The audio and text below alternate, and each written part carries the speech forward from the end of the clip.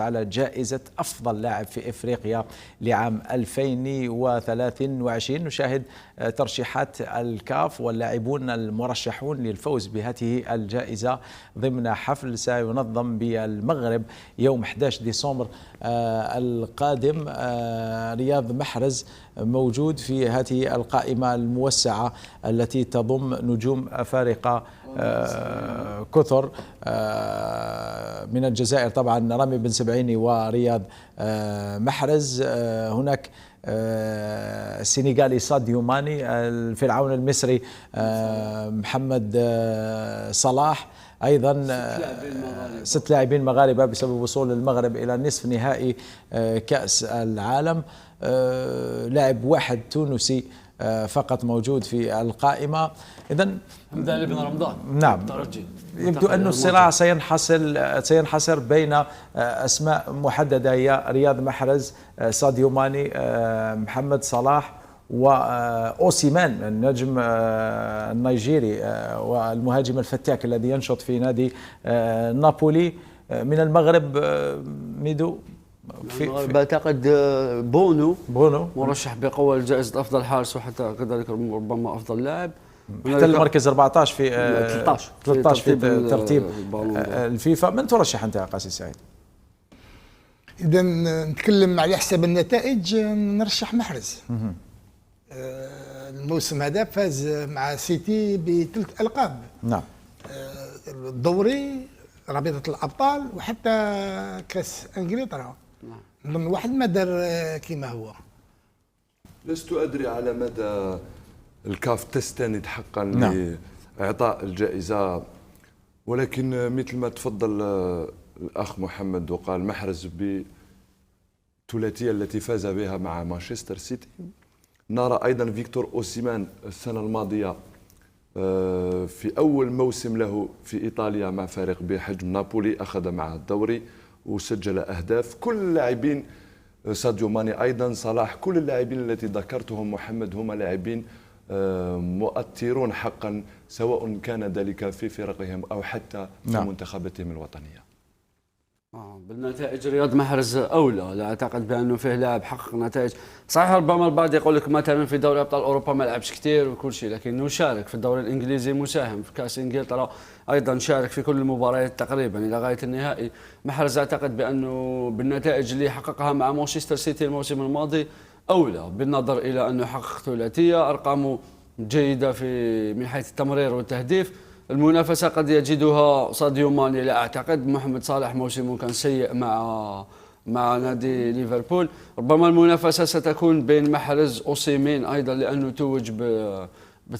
توج بلقب سكوديتو وكان هداف الدوري الإيطالي، بالإضافة إلى ربما ياسين بونو بعد الشيء، لأن ياسين بونو أيضا لأنه قدم موسم رائع مع إشبيليا، فاز باليوروبا ليج والحق النصف النهائي مع المنتخب المغربي في كأس العالم. نتائج رائعة حققها. ربما ما عدا ذلك لا أرى مرشحين آخرين، يعني الجائزة تخرج من هذه الثلاثية. يا إما بونو، يا إما محرز، يا إما فيكتور أوسيمين. نعم، أرقام رياض محرز لسنة 2023 أرقام مميزة جدا. سجل 17 هدف، صنع 22 هدف، كواحد من أفضل اللاعبين في العالم صناعة للأهداف وتقديما للتمريرات الحاسمة. في المجموع يعني ساهم في 39 هدف في المجمل. حقق دوري أبطال أوروبا كما تفضلتم، حقق الدوري الإنجليزي، حقق كأس إنجلترا. يعني ألا تعتقد أمين بأنه في حال لم يتوج رياض محرز ستعتبر أكبر سرقة في تاريخ كرة القدم؟ بلغة الأرقام نرى أن رياض محرز هو الأوفر، ولكن أيضا المنتخبات الوطنية يجب هناك مثل ما تفضل الأخ ميدو تكلم على الحارس ياسين بونو. نرى أنه ياسين بونو لعب نصف نهائي كأس عالم أيضا محمد. نعم. لو نرى مثلا لو نعمل إسقاط مع جائزة الكرة الذهبية فرانس فوتبول وهذه الجائزة، نرى أنه ياسين بونو موجود في ال15 الأوائل. لكن لو نتحدث على ياسين بونو ونسقط أيضا على جوائز الفيفا، بما أنه ربما الكاف والفيفا ربما يعتمدان على نفس المعايير. في 2014 نيوير فاز بكأس العالم ولكنه لم يفوز بجائزة أفضل لاعب في العالم. ياسين بونو وصوله إلى الدور نصف النهائي من كأس العالم ومساهمته الكبيرة ربما لا تمنحه تلك الدفعة من أجل المنافسة على جائزة أفضل لاعب، لأنه أفضل لاعب في المجمل يعني مثلا لو نأخذ الكرة الذهبية لفرنس فوتبول منذ نشأتها لم يفز بها إلا حارس واحد اسمه ليفيا شير، وكان ذلك منذ زمن بعيد. يعني صعبة جدا أنك تمنح جائزة أفضل لاعب لحارس مرمى. لو نلخص لك في جملة محمد، الجوائز الفردية الأرقام والإحصائيات مهمة جدا ولكن ليست بالقاعدة الثابتة. نعم. منذ الأزل نرى أنه في كل مرة سواء جوائز الكرة الذهبية، الجوائز حتى لا أحسن لاعب في إفريقيا، يوقع كثير من الكلام في كل مرة، وكأن الإحصائيات والأرقام تبقى مهمة حقا. نعم. ولكن ليست بالقاعدة الثابتة. كواليس محمد مهما تكلم دوك ميدو أمين وشيمين اللاعب النيجيري اوكي يعني خدا سكوديتو مع نابل، بونو فاز باوروبا ليغ مع والحق نصف نهائي تاع كاس العالم. محرز دار هذا الموسم هذا استثنائي ولو ما لعبش يعني النهائي، ولكن شارك في معظم المقابلات تاع رابطه الابطال. نعم. نعطيك احصائياته مع مانشستر سيتي، ثالث أكثر لاعب تسجيلا للأهداف في مانشستر سيتي، وثالث أكثر لاعب تقديما للتمريرات الحاسمة في مانشستر سيتي. ما لعبش بعض المباريات في دوري الأبطال لكنه فاز بدوري الأبطال، ما لعبش بعض المباريات في الدوري الإنجليزي لكن فاز بالدوري الإنجليزي. التاريخ يحتفظ فقط بالألقاب. أنا في رأيي الشخصي وليس لأني جزائري، يعني في المجمل لو نحسب الألقاب الجماعية والإنجازات الفردية أعتقد بأنه محرز يبقى عاليا على الجميع. نكمل لك محمد، يعني بعيدا عن العاطفة، إذا ما كانش تدخلات تاع اللوبيات نظن باللي محرز هو اللي راح يفوز بالكرة الذهبية. هذا ما أردت قوله. الكاف تمشي بمعايير مختلفة على كل الاتحاديات القارية الأربعة المتبقية. في الكاف الكواليس تلعب دور في كل شيء، حتى في الجوائز الفردية. زد أنه تنظيم في مراكش، لا أعتقد بأنها ستمنح لمحرز في مراكش يوم 11 ديسمبر، قد تدخل فيها لوبيات.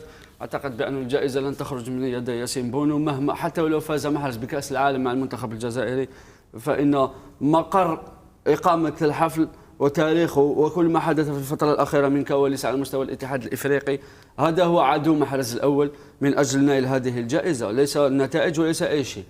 صحيح بونو دا أوروبا ليغ مع إشبيليا، نصف نهائي كأس العالم، وكان حاسم في ركلات الترجيح أمام منتخب إسبانيا، وقدم دورة في المستوى، لكن سي با ان جوار دو شون، ماهوش لاعب ميدان اللي عنده مساهمات دائما وحارس مرمى. صحيح دوره مهم لكن ليس بلاعب ميدان. لكن كما تفضلت وقلت في البداية، الكواليس هي من ستحدد الفائز بهذه الجائزة. حتى اختيار مكان إقامتها وأين ستقام، أعتقد بأنه حتى من هذا الباب باش يعني نكونوا صراحة، ما يحدث في الاتحاد الإفريقي في السنوات الأخيرة أو اللوبي والسيطرة التي تحدث في السنوات الأخيرة تفرض علينا كجزائريين ولا كمنتخب جزائري. تصور أنه حتى المنتخب الجزائري تم ترشيح منتخبات مع احتراماتي لها ضمن 10 منتخبات المرشحة للتواجد في قائمة اختيار أفضل منتخب. الجزائر غير موجودة. تصور المنتخب الجزائري في سنة 2023 بقيت له مباراتين فقط أمام الصومال والموزمبيق. لا أعتقد بأنه كتيبة بالماضي ستنهزم في واحدة من المباراتين، ولو أنه كرة القدم يشعلهم دقيقة. لكن تصور أنه منتخب لم يخسر بتاتا في سنة 2023 لا يتواجد مع منتخبات تنزانيا والمنتخبات الأخرى المرشحة. ما يحدث في الكاف، أعتقد بأنه الاتحاد الإفريقي فقد شرعيته منذ سنوات، هو اتحاد مغتصب منذ سنوات وسيبقى هكذا دائما، لأن الاتحاد الإفريقي مثل ما قلت وتفضلت وقلت في آخر مرة كنا نتحدث عن الاتحاد الإفريقي، آخر محطة في العالم، آخر اتحاد في العالم من حيث الشفافية والنزاهة. لذلك سي اون بيرت دو طون داتوندر. إذا أنت متشائم وتعتقد بأن محرز لن يفوز أبدا بهذه الجائزة وستذهب لياسين بونو رغم أنه حارس مرمى، هذا ما تريد قوله؟ نعم، بنظر إلى اللوبيات الموجودة في الكاف. هل تتفق مع هذا الكلام قاسي سعيد؟ أنا قلت لك إذا ما كانش تدخلات على اللوبيات محمد، لكن هل تتوقع أن يكون تدخل أم يكون تدخل كيفاش أنت عندك شرح يعني ميدو منتخب الجزائري يعني سنة كامل ما خسر حتى مقابلة غير موجود في القائمة. نظن باللي راح يكون فيه تدخل، وتدخل راح يمنع محرز باش يفوز بالكرة الذهبية. لا انتظر فوز رياض محرز لا تنتظر، متشائم. متشائم. نعم. حتى جائزة أفضل لاعب شاب تم إقصاء فارس شيبي الذي يعتبر ربما بدون نقاش أفضل لاعب إفريقي شاب لهذا الموسم. ميدو. نعم، فارس شيبي يقدم، شوف، إلى أفضل لاعب شاب في إفريقيا يحسبوا على الألقاب، أعطوني اللاعبين شباب، أعطينا قائمة فقط عادل، أعطوني اللاعبين شباب المرشحين لجائزة أفضل لاعب إفريقي. فارس شيبي دا كأس فرنسا مع نادي تولوز، ديجا سي ان فاكتور باش يكون موجود في القائمة. انتقل إلى الدوري الألماني، وانتقل إلى نادي إلى الدوري الألماني من أجل هذه قائمة أفضل لاعب محلي.